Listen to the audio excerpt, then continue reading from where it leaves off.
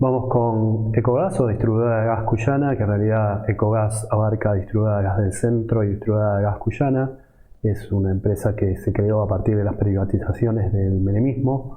Lo que abarca Gas Cuyana es la parte de San Juan, San Luis y Mendoza.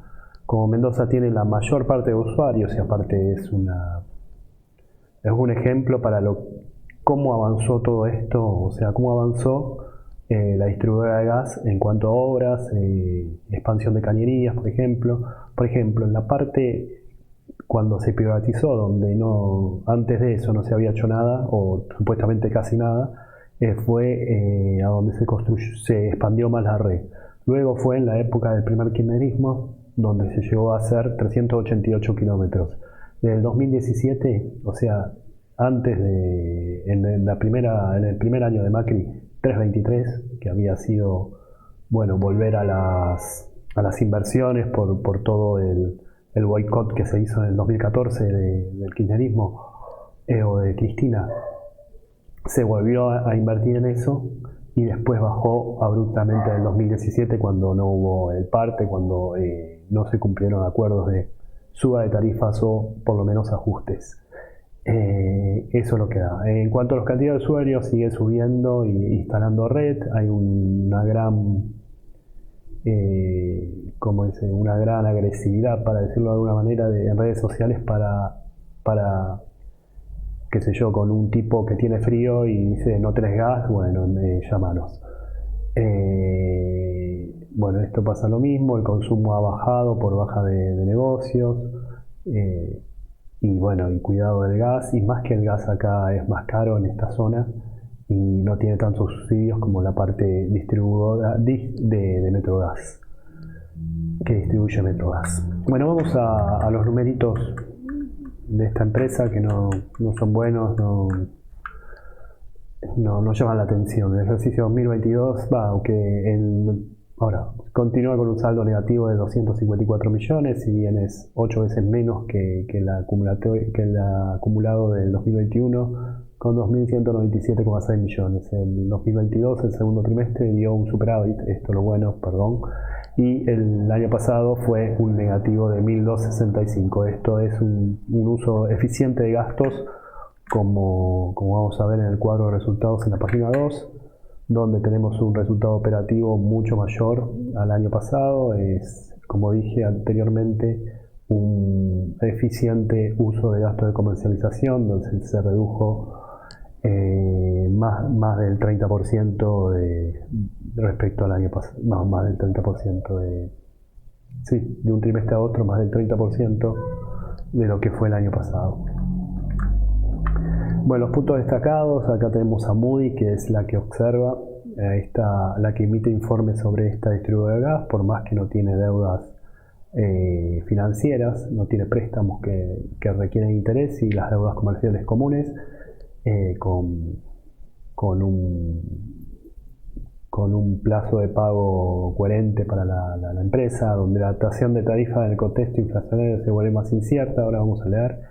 En junio se ha cortado el suministro de gas GNC en estaciones de Mendoza, argumentando por falta de obras para abastecer gas natural, y se realizó un esquema de cortes programados.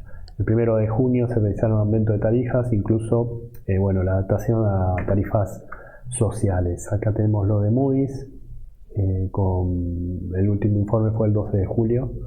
Parte de esto está respaldada por sólidas métricas crediticias la empresa, que ha reportado históricamente con un apalancamiento nulo, su adecuada liquidez y su política financiera conservadora. Ha logrado mantener un balance sin deudas durante muchos años, lo que contribuyó a sólidas métricas crediticias a pesar de los márgenes y la generación del flujo de efectivo. Se vieron afectados por las tarifas congeladas, ¿no? Entonces, las fortalezas son operaciones sin deudas, liquidación adecuada, demanda dinámica en su área de concesión, se sigue moviendo y está trabajando a pesar de que ralentizó lo que vimos en diferentes periodos, mayores márgenes de rentabilidad en comparación con otras empresas calificadas y no calificadas del sector. Y exposición a riesgo regulatorio, una alta exposición justamente con lo que es el marco regulatorio y elevada exposición al régimen de zona fría, donde bueno, cuenta con los subsidios y una dependencia de estos, ya que es el 100% o casi el 100% de los usuarios están en zona fría. Me olvidé de esto, el informe en los Andes el 24 de junio. Justamente no llegó a abastecer a San Rafael y General Alvear, por lo que comenzaron a hacer cortes programados en esa zona y bueno, el abastecimiento de GNC costó como un mes más o menos. Seguimos.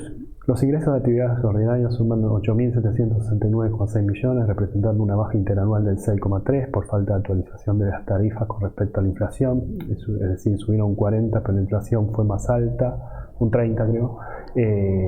Los costos de ventas dan 6.780,7 millones, un ahorro del 12,1%, esto se debe a disminuciones en 22,2% de costos de compra y transporte de gas, principalmente por formar parte del plan gas AR 2020-2024. El margen de EBITDA sobre ventas da 18%, como vimos el resultado operativo tiene una brecha de más de 800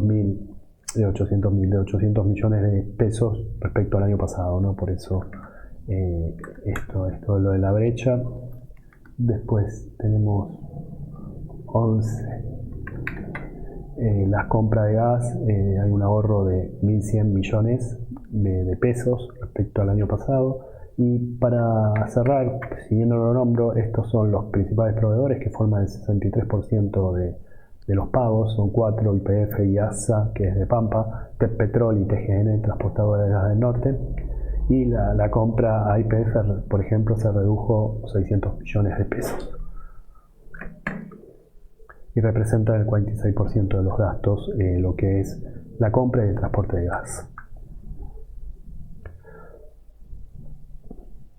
Bueno, el volumen de gas entregado es 1.287 metros cúbicos, con un aumento del 15,3% interanual, donde el 65% de la distribución de volúmenes es usuarios residenciales, La cantidad de clientes subieron un 0,6% desde el inicio del año. La cobrabilidad es un 95%, esto lo vemos de los reportes de Enargas, ahora lo vamos a ver. El fin del segundo trimestre del 2021 era el 92%. El sistema de distribución creció 0,9% desde el inicio del 2022, el año pasado había crecido solo 0,3%, esto es por mayor apertura después del COVID. Las inversiones en el 2022 suman 257 millones, poniendo corregir, las inversiones totales, siendo el 31% de las inversiones totales, es decir, que no alcanza al 50% que debería alcanzar de las inversiones del año pasado. Sin embargo, se aprobaron 352 actualizaciones y anteproyectos entre lo que es suministro de nuevas redes, que son un 60,7% más que el año pasado, y las estaciones de GNC siguen creciendo, en este caso en 5 estaciones más. Bueno, primero vamos a ver, Distribuidora Gas Cruciana forma parte del 8,10% del consumo de gas total, una variación interanual de nuevos usuarios del 1,30%. La cobrabilidad, como dije, al 1 de julio del 2022 está en 96%, el año pasado estaba en 92%, es decir, hay mayor cobrabilidad. Esto significa mejora, ¿no? En cuanto a lo que es inversiones, tenemos 2,57 nada más, que no tiene ningún esquema obligatorio como tenía antes, ya que no se hizo el acuerdo de aumentos como se tenía que hacer. Y hay 352 actualizaciones, mientras el año pasado, bueno, la inversión era 213 y las actualizaciones eran menos, ¿no? 219. Pero esto 213 sin ajuste por inflación, entonces esto es 213 más el 60, ¿no? Así que no tiene sentido compararlo. Por eso es mayor la del año pasado. Después, ¿qué más? Vamos con el sistema de distribución, aumentó de 15.570 a 15.706. El año pasado aumentó mucho más lento, o sea, 15, 3, 16, apenas no llega a 60 kilómetros, y acá aumentó más de 130. La cantidad de esto después lo vemos, el volumen de gas entregado lo vemos en la página 7, es 1287 contra 1116 y es más que el 2020 también. El consumo de gas del 2020 fue mayor que todos por pandemia. Bueno, los gastos de naturaleza suman 3.792,2 millones, siendo un ahorro del 13,4 interanual. Hubo un recupero de incobrables por 144 millones. El año pasado sumaba 227,4. Acá hay una brecha de 400 millones a favor. Las remuneraciones bajan un 1,6. La plantilla baja de 262 a 260. La paritaria acordada es un incremento de marzo del 2022, pero se pagó algo extra por la inflación en junio.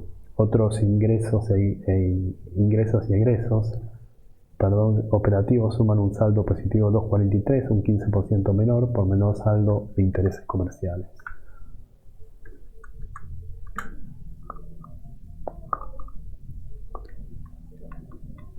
Bueno, tenemos la 12, 760 millones contra 772, y lo que decía en la previsión de incobrables es que deudores incobrables, es decir, que se aplicó mayor previsión, entonces se hizo el contrasiento y esto hizo un retorno de positividad de 144 millones cuando el año pasado superó la previsión en 227 millones.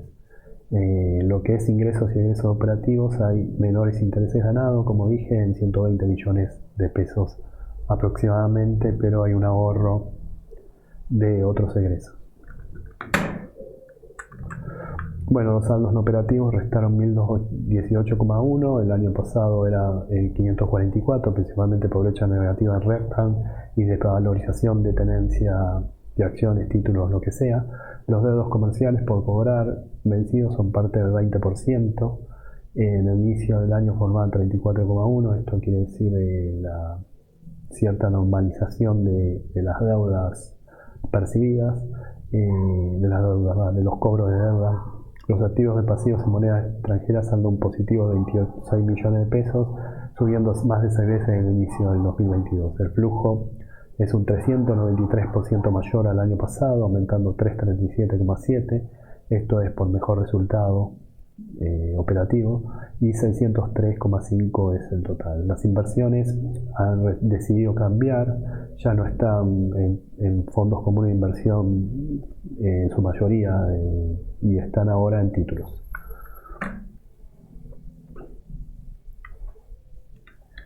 Bueno, primero vemos a REPCAM, que pasa de 523 a 963 millones, 440 millones más o menos. Tenemos ingresos, resultados por tenencia, bueno, que ambos perdieron por tenencias de activos financieros.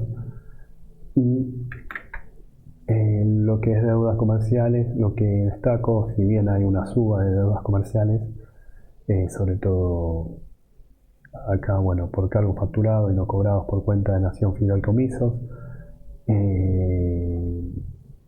Esto es parte de deuda que tiene esta Nación Fideicomisos con la empresa, y lo toman como una deuda. Y acá, bueno, la deuda en este momento formaba el 20% de lo que era, o sea, 203,9 contra 6 millones y pico, 6.000 millones y pico, y esto es 1.582 contra 6.326 millones. Después, lo que es deuda extranjera, hay un aumento de 26 millones, así por otros activos financieros y tenencia en moneda extranjera. El flujo de fondos, hay un aumento de más de 4 veces que el año pasado. Esto es principalmente por el resultado del periodo donde se contabiliza. Y esto es como invierte, ¿no? Hoy tiene muchas DESER, BONSER, letras del Tesoro de Estados Unidos, cuando el año pasado contaba con más fondos comunes de inversión. Hoy solo se quedó con el de Banco Galicia, pero salió del HBC, salió del hipotecario, salió del Santander para comprar letras. En gestión se prosigue con el mantenimiento de redes, gasoductos y cámaras, como así también la búsqueda y reparación de fugas, control de estaciones de GNC y otras tareas financieras y económicas, ¿no?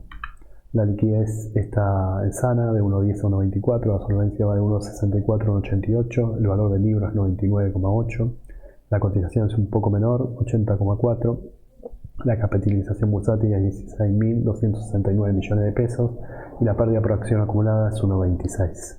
Bueno, es todo. Hasta luego.